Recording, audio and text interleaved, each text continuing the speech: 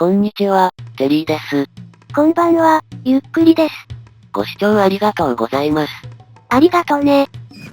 さてまずは、前回の打足の私の言動にて、お騒がせしましたこと、ご不快に思われたこと、深くお詫びいたします。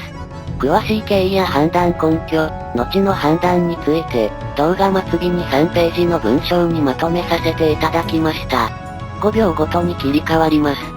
なお今後については、私の動画と混同された方や、私がいわゆる公認のようなものをされた類のものだと、誤信された方もおられたようなので、私の方からも、一定のご案内をし続ける必要があると思っております。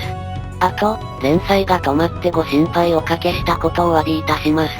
様々な視点のご意見を参照し、私としての結論を出すのに少々時間を要しました。この件は以上です。さて、前回は羊毛集めや伐採をし、次の建築ターンまでの材料が揃いました。また羊毛が足りなかったりしないでしょうね。忘れ物は常にないはずのものなんです。さて、田舎暮らし分のアイテム整理をこなしていたところですが、なぜか無性にネザーゲートが気になってそわそわしてしまいました。前にゾンビピッグマンが洞窟に潜っていってたわね。まあもうディスポーンしているはずなので、また新たに出てこないかと。実は私が見てない時に、過去に何体ものモブがネザーゲートから出てきては洞窟に潜っていっていたのでしょうか。見逃してたらちと悔しいです。未練がましいわよ。さて空色のガラスを、もう手慣れたもので8の倍数ぴったりです。と、そういえば空色で、16種類のカラーブロックはちょうど半分だったりします。今回で紫色まで着手できるので、カラーブロックとしては折り返し地点超え、ということになります。一番上の284個が少なく見えるわね。将来の私がちょっと羨ましいです。集めにくい建築材ばかり残してやります。大いに苦しむといいわね。さて一方片焼き粘土の方は、相変わらず疑問の残る色が出てきます。これを空色と言って誰が信じるのでしょうか。話術でねじ伏せるしかないわね。これが空色なんです。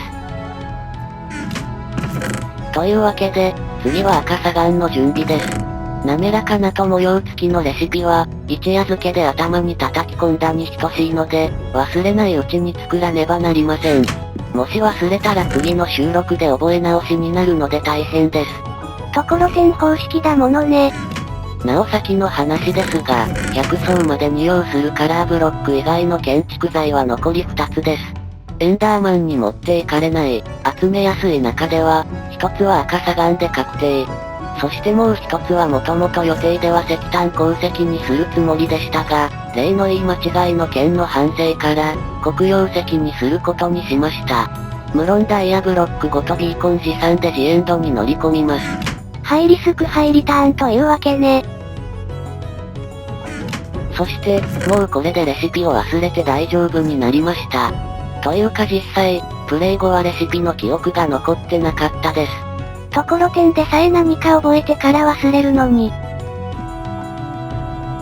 その一つ上の層の紫色の羊毛からは、ついに必要数が9スタック以下に、チェスト上での管理が一段と楽になるので助かります。まあ一段になるわね。そしてゴニョゴニョ色の片焼き粘土までは準備が揃いました。紫はまだマシな方よ。さて、音符ブロックには思い入れがあります。オープニングからお察しの方もおられるかと思いますが、実は割とピアノ好きだったりします。で、オープニングの曲は、左右のパートのテンポがずれておりまして、両パートを作ろうとかなりの奮闘したんです。それで断念した結果があれなのね。レッドストーンさんが全然言うことを聞いてくれなかったんです。思い入れ以前の問題よ。さて、恐ろしい勢いで原木が減っていき、音符ブロックまでの準備が間もなく完了です。松明ように、近々また伐採しに行く羽目になりそうです。まあでもここらで作っておかないと、大量に集めたレッドストーンがもったいなかったりするんです。さて、では建築ターンに入ります。忘れた直後は意外と忘れないもので、今回はきちんと地図を持参します。きちんと学習したのね。赤砂岩系のレシピを短期記憶に留めたのでバッチリです。やっぱりところてん方式だったんだ。さて、今回は95層までの10層分を建築していきますが、思ったよりクラフトに時間を要してしまったので、できる限りとなります。魚対岸が見える。目標が見えてきた。まだあんなに遠いわよ。気にしません。さて早速音符ブロックを。ここは私は大いに注意しないといけないことがあります。シフトをしながらの作業が必要ということね。いえ、遊びすぎて一曲仕上げたくなってしまわないようにです。怖すぎるわよ。さて10分ほどでもう少しで1周のところです。やっぱりブランクもあって、左手小指が痺れてくるのが避けられません。適度に休憩を挟みながらの作業で、途中景色を眺めることが多いです。困難で、控えている松明設置作業に私の小指は耐えられるのでしょうか。別に耐えなくてもいいのよ。ところで、あの太線は何なのでしょうか。1周前から気になっているのですが、一向に消える様子はありません。チャンク抜けではないようね。まあまた何かの呪いの類かと思いますけど。広がってこなければいいわね。さて次はソウルサンドです。乗ったら自分が少々ずぶといきますが、これもれっきとした1辺1メートルの建築材です。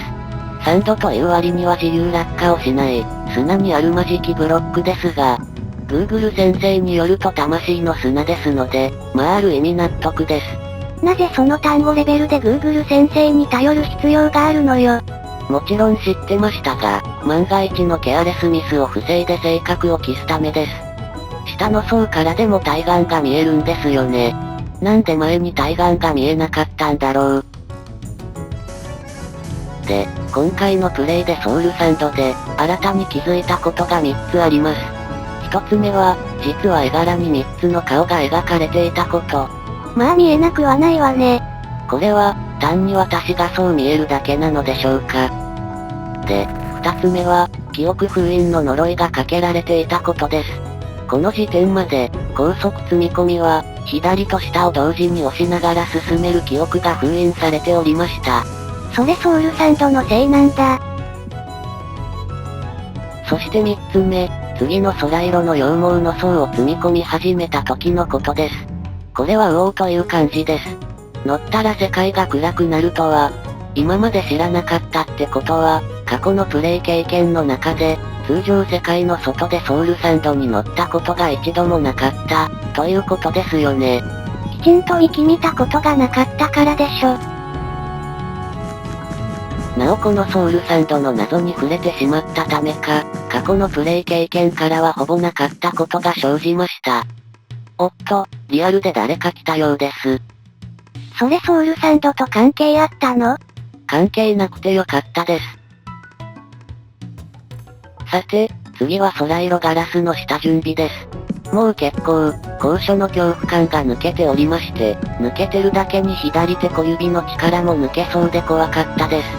それにしても、1周の松明設置量は昔よりかなり減っているはずなのに、減った分だけの楽な感じはしないです。正直辛いです。どうでもいいわよ。で、怪しげな雰囲気に包まれて、空色ガラス設置作業にかかります。この一周はソウルサンドを踏み続けるわけね。で、踏みしめるごとに、ザ、ザ、と足音が聞こえます。こういう時こそラグさんが活躍すべき時なのに、気の利かないものです。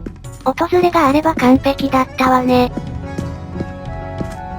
まあ空が暗くても建築には影響ないですが、体内時計は惑わされてやや面倒です。ちょっと普段より夜更かししたかもしれません。で、ここまで来たらもう楽な高速積み込みばかりなり、糸おかしで、ピラミッドはやっと90層に達しました。意味知らないで使うもんじゃないわよ。で、滑らかな赤い砂岩を積み込んだところで、適度に良い運動した感覚になったので、今回はここまでです。疲れ果てたのね。違う。というわけで、次回は92層から95層までを積み込んで、余った時間で目坂田舎、あるいはジエンド行きになります。なお、怖いものは極力後に回す私の性分から、ジエンドをギリギリ先延ばしする可能性が高いです。時々潔いこともあるけどね。